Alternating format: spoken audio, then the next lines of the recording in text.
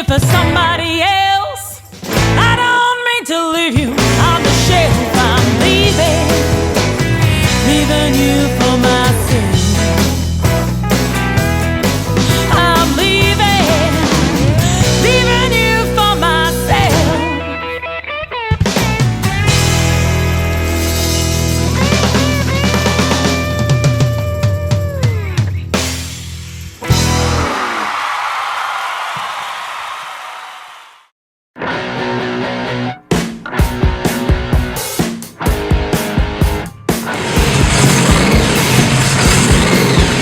Yeah, I'd like to introduce to Bruce Haywood. Bruce is one of the guys that worked on the Elite T, did a lot of stuff on it for me.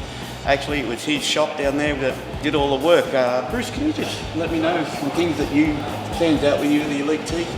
I did most of the metal fabrication, the aluminium and that. I'm the sort of the polisher, polished all the metals.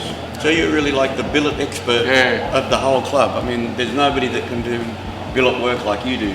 No. The way you polish and get it up to the standard of show quality and even better. Yeah. I don't think there's anyone else around here that can do that.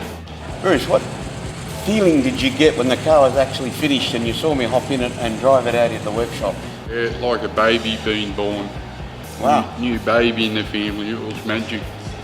I liked it and I thank God it was finished. Bruce, you know that it was the first T-Bucket registered for 30 years on full registration. Yeah. You know, what did you have to go through to get to that, till we actually got it passed by the RTA and the inspectors? I put up with them, ringing them up, having them at the unit, asking us questions we couldn't do, you know, like it was annoying. Ah, I think we should pass by that bit. Yeah. It's very annoying, but one thing I know that after you finished the car, and we went to the shows and we actually started winning all the good trophies and everything, you actually came up to me and said, I'm a winner.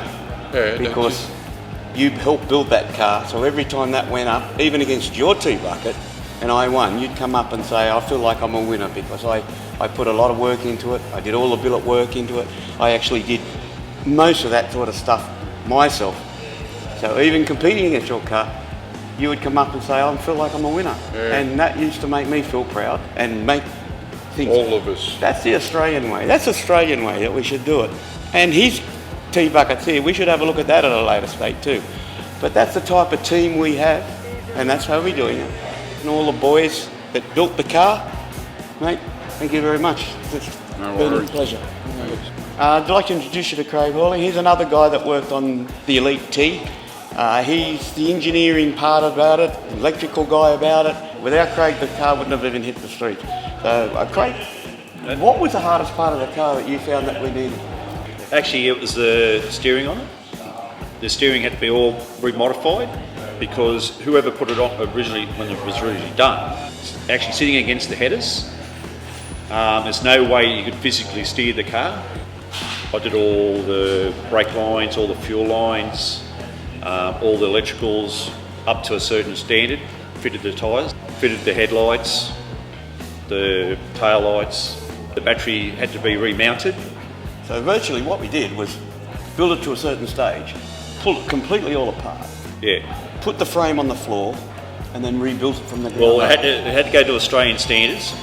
It had to have seatbelt mountings. The original mountings were actually in the fiberglass, which couldn't be done. It had to be K-membered. That's part of the Australian standards. That had to be mounted to the rail, not to the fiberglass body. So we virtually re-engineered the car Yeah. to suit the Australian standard so we could get it through registration, and also the engineer that had to get the certificate That's for right, it.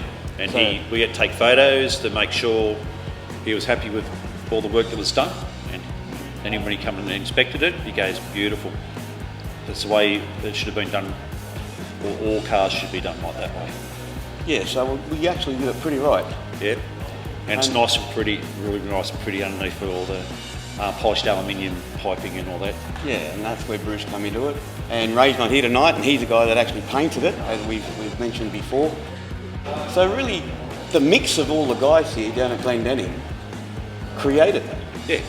Because it went down all to had a a- ground-up build, That's right. and what you put out is arguably the best T-Bucket in Australia. Yep. We have proof that that's what the judges say. And it all comes back to you, re-engineering it, Yeah. working with the engineers to rebuild it, and the end result is you did a great job. Yeah, thank you. So I thank you. Thank you very much. Oh, good. Well, that's it. That's the end of the first show. I hope you all enjoyed it. This is Peter J. Green, in the States, down under. Hooroo.